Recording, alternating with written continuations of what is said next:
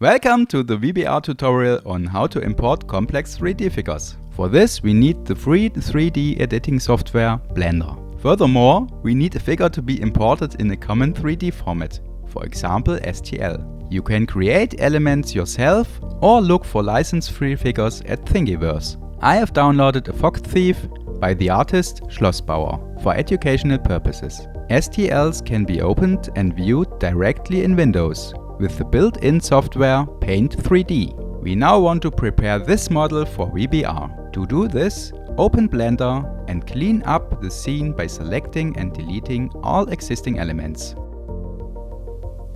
Go to the File menu and select STL Import. If this function is not available, you must first activate it under Edit, Preferences.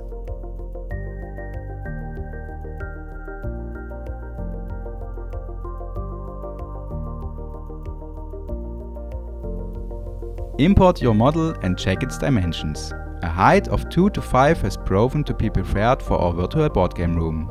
Our fox is a little too big, so we reduce it by a factor of 10. Press S and then type 0.1 and enter. Next, the origin and the model should be adjusted.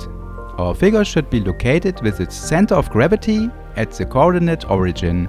Set the origin of the model to the 3D cursor and then the object to the origin. This position is perfect for VBR. This figure has an incredible number of 3D coordinate points.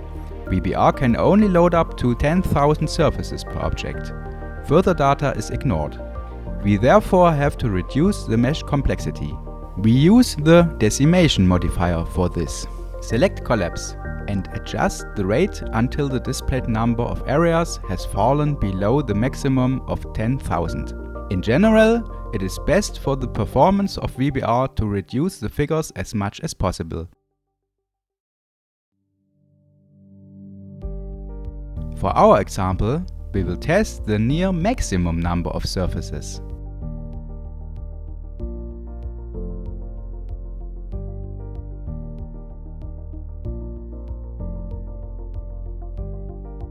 (9,538) surfaces fulfill the requirement and still result in a reasonable quality of the model.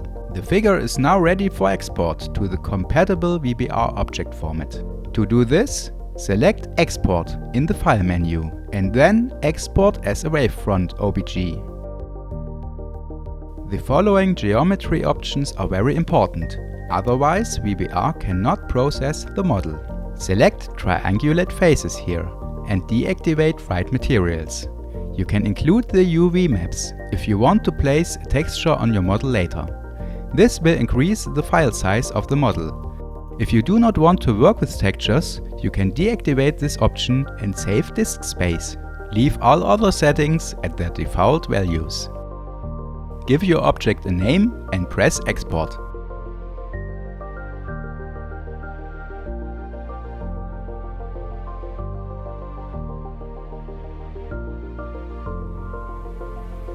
Now switch to the virtual board game room and create a new host scene.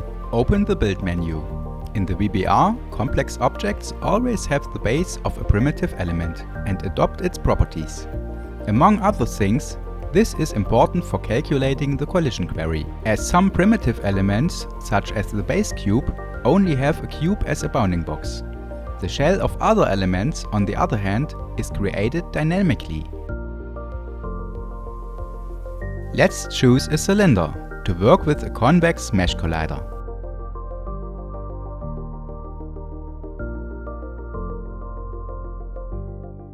Switch to the object editor and select the Wavefront OBJ file you have just created in the mesh path.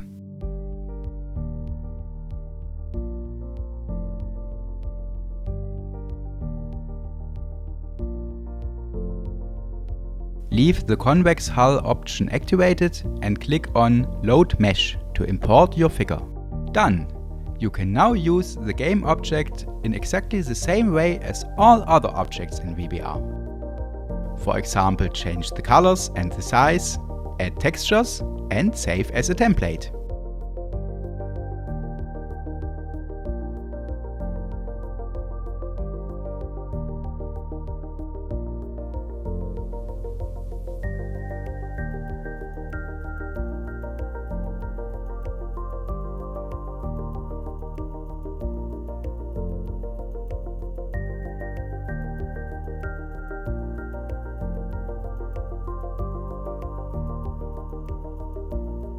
Use your figures in your games and share them with your friends.